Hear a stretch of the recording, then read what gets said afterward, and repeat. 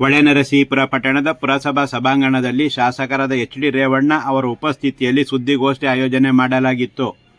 ಪಟ್ಟಣದ ಕಿಕ್ಕೇರಮ್ಮನ ಕೊತ್ತಲು ಬಡಾವಣೆ ಸೇರಿದಂತೆ ಕೆಲವು ಬಡಾವಣೆಗಳಲ್ಲಿ ಪುರಸಭೆ ಮಾಜಿ ಅಧ್ಯಕ್ಷರಾಗಿದ್ದ ದಿವಂಗತ ಎಚ್.ಸಿ. ಸಿಂಗ್ರಿಗೌಡ ಅವರು ಬಡವರಿಗೆ ನೀಡಿದ್ದ ನಿವೇಶನಗಳಲ್ಲಿ ಮನೆ ಕಟ್ಟಿಕೊಂಡವರಿಗೆ ಈ ಹಿಂದೆ ಇದ್ದ ಕೆಲವು ನಾಯಕರು ಸರ್ಕಾರಕ್ಕೆ ಆಕ್ಷೇಪಣಾ ಪತ್ರ ನೀಡಿದ್ದರಿಂದ ಹಕ್ಕುಪತ್ರ ವಿತರಣೆ ಸಾಧ್ಯ ಆಗಿರಲಿಲ್ಲ.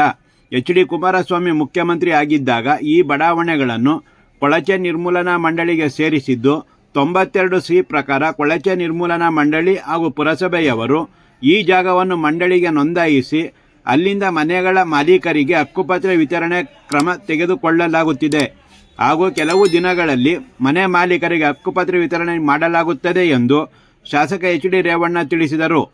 ಸುದ್ದಿಗೋಷ್ಠಿಯಲ್ಲಿ ಮಾತನಾಡಿದ ಅವರು, ನಾನು ವಸತಿ ಸಚಿವನಾಗಿದ್ದಾಗ ಆಶ್ರಯ ಬಡಾವಣೆ ಯೋಜನೆಯಲ್ಲಿ 1500 ಮನೆಗಳನ್ನು ಹಾಗೂ ಕೊಳಚೆ ನಿರ್ಮೂಲನಾ ಮಂಡಳಿಯಿಂದ 500 ಮನೆಗಳನ್ನು ನೀಡಲಾಗಿತ್ತು. ಈಗ ಮತ್ತೆ ಕೊಳಚೆ ನಿರ್ಮೂಲನಾ ಮಂಡಳಿ ವತಿಯಿಂದ 1000 ಮನೆಗಳನ್ನು ನೀಡಲಾಗುತ್ತಿದ್ದು, ಈಗಾಗಲೇ ಅಂಬೇಡ್ಕರ್ ನಗರದ ಹಾಗೂ ಎಡಿ ಕಾಲೋನಿಗೆ 400 ಮನೆಗಳನ್ನು ನೀಡಲಾಗಿದೆ. ಹೊಸ ಆದೇಶದಂತೆ ನಿವೇಶನ ಇರುವವರಿಗೆ ಮನೆ ಕಟ್ಟಿಕೊಳ್ಳಲು ಮಂಡಳಿ ಹಣ ಸಹಾಯ ನೀಡುತ್ತದೆ. ಇದರಲ್ಲಿ ನಿವೇಶನ ಮಾಲೀಕರು 1 ಲಕ್ಷ ರೂಪಾಯಿ ಪಾವತಿಸಿದರೆ ಮಂಡಳಿ ಮನೆ ಕಟ್ಟಿಕೊಳ್ಳಲು 6 ಲಕ್ಷ ರೂಪಾಯಿಗಳನ್ನು ನೀಡುತ್ತದೆ ಎಂದರು. ಪಟ್ಟಣದ ಹಾಸನ ಮೈಸೂರು ರಸ್ತೆಯ ಚನ್ನಾಂಬಿಕಾ ವೃತ್ತದಿಂದ ಕನಕ ಭವನದವರೆಗೆ 29 ಕೋಟಿ ವೆಚ್ಚದಲ್ಲಿ ಕಾಂಕ್ರೀಟ್ ರಸ್ತೆ ನಿರ್ಮಾಣ ಕಾರ್ಯ ಈಗಾಗಲೇ ಪ್ರಾರಂಭವಾಗಿದೆ. ಈ ರಸ್ತೆ ನಿರ್ಮಾಣ ಸಮಯದಲ್ಲಿ ಒತ್ತುವರಿಯನ್ನು ಬಿಟ್ಟು ಮನೆಗಳನ್ನಾಗಲಿ ಅಂಗಡಿ ಮಳಿಗೆಗಳನ್ನಾಗಲಿ ಒಡೆಯುವುದಿಲ್ಲ ಎಂದರು. ಸಾರ್ವಜನಿಕ ಆಸ್ಪತ್ರೆ ಕಾಂಪೌಂಡ್ ಒಳಗಡೆ ಇರುವ ಚಿಕ್ಕಮ್ಮ ದೊಡ್ಡಮ್ಮ ದೇವಿ ದೇವಾಲಯ ನಿರ್ಮಾಣಕ್ಕೆ ಚಾಲನೆ ನೀಡಿದ್ದೇನೆ. ಈ ದೇವಸ್ಥಾನ ನಿರ್ಮಾಣಕ್ಕೆ ಬೇಕಾದ ಕಲ್ಲುಗಳಿಗೆ ಈಗಾಗಲೇ ಆರ್ಡರ್ ನೀಡಲಾಗಿದ್ದು, ನಿರ್ಮಾಣಕ್ಕೆ 9.5 ಲಕ್ಷ ಹಣ ನಿಗದಿಪಡಿಸಲಾಗಿದೆ. ಇನ್ನೊಂದು ವಾರದಲ್ಲಿ ನಿರ್ಮಾಣ ಮಾಡುವ ಶಿಲ್ಪಿಗಳು ಆಗಮಿಸುತ್ತಿದ್ದು, ನೀವು ಅದಕ್ಕೆ ಮುನ್ನ ದೇವರನ್ನು ಕಲಶಾಕರ್ಷಣೆ ಮಾಡಿ ಪೂಜೆ ವಿಧಿವಿಧಾನಗಳನ್ನು ಪೂರ್ಣಗೊಳಿಸಿ ಎಂದು ಸ್ಥಳದಲ್ಲಿದ್ದ ಗಾಂಧಿನಗರ ನಿವಾಸಿಗಳಿಗೆ ಸೂಚಿಸಿದರು. ಇನ್ನೊಂದು ವಾರದಲ್ಲಿ ನೀವು ದೇವಾಲಯ ತೆರವುಗೊಳಿಸಲು ಪೂಜೆ ವಿಧಾನಗಳನ್ನು ಪೂರ್ಣಗೊಳಿಸದಿದ್ದರೆ ಮತ್ತೆ ದೇವಾಲಯ ನಿರ್ಮಾಣ ಕಾರ್ಯ ತೀವ್ರ ವಿಳಂಬವಾಗಬಹುದು ಎಂದರು. ಪುರಸಭಾ ಸದಸ್ಯ ಎಚ್.ಆರ್. ಕಿರಣ್ ಕುಮಾರ್ ಅವರು ಕಿಕ್ಕೇರಮ್ಮನ ಕೊತ್ತಲು ಬಡಾವಣೆ ನಿವಾಸಿಗಳ ಸಮಸ್ಯೆಗೆ ಸ್ಪಂದಿಸುವ ಸಲುವಾಗಿ ಹಕ್ಕುಪತ್ರ ಕೊಡಿಸುವ ಕಾರ್ಯದಲ್ಲಿ ಶಾಸಕರಿಗೆ ಹಲವಾರು ಸಲ ಮನವಿ ಮಾಡಿದ್ದರು ಎಂದು ಬಡಾವಣೆಯ ನಿವಾಸಿಗಳು ಕಿರಣ್ ಅವರ ಕಾರ್ಯವನ್ನು ಶ್ಲಾಘಿಸಿದರು. ಸುದ್ದಿಗೋಷ್ಠಿಯಲ್ಲಿ ಪುರಸಭಾಧ್ಯಕ್ಷ ಕೆ. ಶ್ರೀಧರ್, ಪುರಸಭೆ ಮುಖ್ಯಾಧಿಕಾರಿಗಳಾದ ಶಿವಕುಮಾರ್, ಕಂದಾಯಾಧಿಕಾರಿ ನಾಗೇಂದ್ರ ಕುಮಾರ್, ರಮೇಶ್ ಇದ್ದರು. ಅಲ್ಲಿ ವಾಸ ಇರ್ತಾರೆ. ಅಕ್ಕಪಕ್ಕದು ಈ ಮನೆ ಇರುತ್ತೇನಪ್ಪ, ಈ ಮನೆ ಪಕ್ಕದ್ದು, ಆ ಕಡೆ ಮನೆ ಪಕ್ಕದ್ದು, ಹಿಂದ್ಗಡೆ ಮನೆ ಪಕ್ಕದ್ದು, ಮುಂದ್ಗಡೆ ರೋಡು. ಅವ್ರು ಯಾರು ಇರ್ತಾರೆ ಅವ್ರ ಹತ್ರ ಒಂದು ಹೇಳಿಕೆ ತಗೊಳ್ಳೋದು, ಇವರು 25 ವರ್ಷದಿಂದ ಇಂಥವ್ರು ವಾಸ ಇದ್ದಾರೆ, ಅದನ್ನು ಚಾಪೆ ಕಾಯ್ದವ್ರು ತಗೊಳ್ಳೋದು ಅಲ್ವಾ ಸರ್?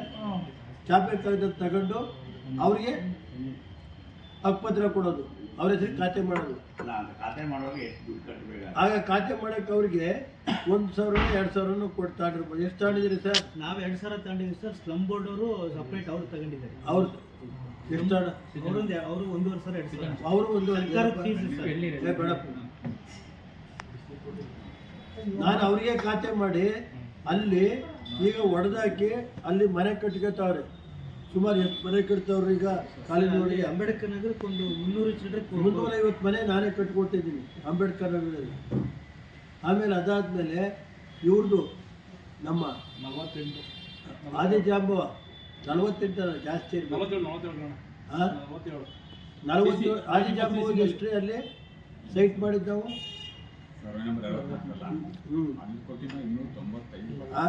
ಅದೆಲ್ಲ ಕಡೆ ಆದಿಜಾಂಬ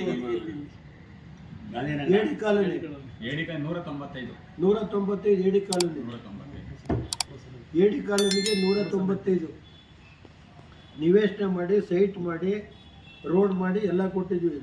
195 ಸೈಟು ಏಡಿ ಕಾಲೋನಿಗೆ, 265 ಸೈಟು, 295 ಸೈಟು ಇದರೊಳಗೆ ಸರ್ವೆ ನಂಬರ್ 64ರಲ್ಲಿ. ಇದು 2000 ಅಲ್ದಲೆ ಅಲ್ವಾ ಸರ್? ಈಗ ಹೊಸ್ದಾಗಿ ಕೊಟ್ಟಿರೋದು ಇನ್ನೊಂದು 74 ಸೈಟು ಅಲ್ವಾ? 76 ಒಟ್ಟು ಎಷ್ಟಾಯ್ತು ಅಲ್ಲಿಗೆ? 195 1 76 295 ಆಮೇಲೆ 76 ಎಷ್ಟಾಯ್ತಪ್ಪ? ಹಾಂ ಇಲ್ಲ ಜಾಸ್ತಿ ಆಯ್ತು. ಪ್ಲಸ್ 486 ಕೊಟ್ಟಲ್ಲ ಅದ್ರ ಜೊತೆನೆ ಅದ್ರ ಜೊತೆ 486 ಇವೆಲ್ಲ ಇನ್ನೂ ಹಂಗೆ ಸೈಟ್ ಇದೆ, ಯಾರು ಮನೆ ಕಟ್ಕೊಂಡಿಲ್ವಾ? ಇಲ್ಲ, ಕೆಲವ್ರು ಕಟ್ಟವ್ರೆ, ಆಲ್ಮೋಸ್ಟ್ ಕಟ್ಟವ್ರೆ. ಎಷ್ಟಾಯ್ತು ಒಟ್ಟೆಲ್ಲ ಸೇರಿ? ಹಾಂ 1,000 ಸೈಟನ್ನು ನಾವು ಈಗ ಅದಲ್ಲದೆ ಹೌಸಿಂಗ್ ಮಿನಿಸ್ಟರ್ ಅಂತಲೇ ಈಚೆಗೆ 1,000 ಸೈಟನ್ನು ನಾನು ಕಳೆದ 7-8 ವರ್ಷದಲ್ಲಿ ಕೊಟ್ಟಿರೋದಲ್ವೇನಪ್ಪ? 12-13 ಈಚೆಗೆ 12-13 ಈಚೆಗೆ 1,000 ಸೈಟು. ಹಿಂದೆ 1986 ನಾನು 96 ಹೌಸಿಂಗ್ ಮಿನಿಸ್ಟರ್ ಇದ್ದಾಗ ಬೇರೆ, ಆಗ 2,000 ಸೈಟು ಅಲ್ವೇನಪ್ಪ? 3,000 ಸೈಟು ಒಟ್ಟು. ಅಲ್ಲ, ಈಗ ಈ 3-3 ಮನೆಗಳನ್ನ ಈಗ ಇದೆ ಈಗ ಅದನ್ನೇನಾಯ್ತು ಅಂದರೆ ಡಿ ಸಿ ಆ ಜಾಗಕ್ಕೆಲ್ಲ ಕೊಡಬಾರ್ದು, ಕಾನೂನು ಬಾಹಿರ ತೆಗೆದುಹಾಕಬೇಕು ಅಂತ ಆರ್ಡ್ರ್ ಮಾಡಿಬಿಟ್ಟಿದ್ರು. ಆ ಸೈಟ್ ಎಂಟೇರ್ ಇತ್ತಲ್ಲ, ಅದನ್ನೇ ಕೊಡಲೇಬಾರ್ದು ಅಂತ ಕ್ಯಾನ್ಸಲ್ ಮಾಡಿದ್ರು ಡಿ ಸಿ. ಡಿ ಸಿ ಕೊಡಲೇಬಾರ್ದು ಅಂತ ಅಲ್ವೇನ್ರಿ? ಅಷ್ಟು ಸೈಟನ್ನು ವಜಾ ಮಾಡಬೇಕು ಅಂತ ಮಾಡಿದ್ರು. ಅದೇನಾಯಿತು, ಸಿಂಗ್ಲ್ ಓಟ್ರಿಂದ ಚೀಟಿಲಿ ಪಾಪ ಬರ್ಕೊಟ್ಟಿದ್ರು. ಯಾರೋ ಬಡವರು ಅಂತ ಬರ್ಕೊಟ್ಟವ್ರು, ಏನು ಅವ್ರೇನು ಸಾಹುಕಾರರಿಗೆ ಬರ್ಕೊಟ್ಟಿಲ್ಲ ಅಲ್ವಾ? ಏನು ರಮೇಶು? ಅದನ್ನು ಬರ್ಕೊಟ್ಟಿದ್ರು. ಅವತ್ತಿಂದ ಹೋರಾಟ ನಡೀತಾ ಇತ್ತಿದ್ದು. ಈಗೇನಾಯಿತು, 94C ಕಾಯಂ ಮಾಡಬೇಕು ಅಂತೇಳಿ ಒಂದು ಸರ್ಕಾರಿ ಆದೇಶ ಬಂತು. ಅದು ಕುಮಾರನ ಕಾಲದಲ್ಲಿ ಸಿಟಿ ಒಳಗೆ ಇಷ್ಟು ಜಾಗ ಏನ್ರಿ ಇವರೇ ಯಾವ ಬಂದ್ರಿ ಆರ್ಡ್ರದು? ಅದೇ 2017 ಸರ್.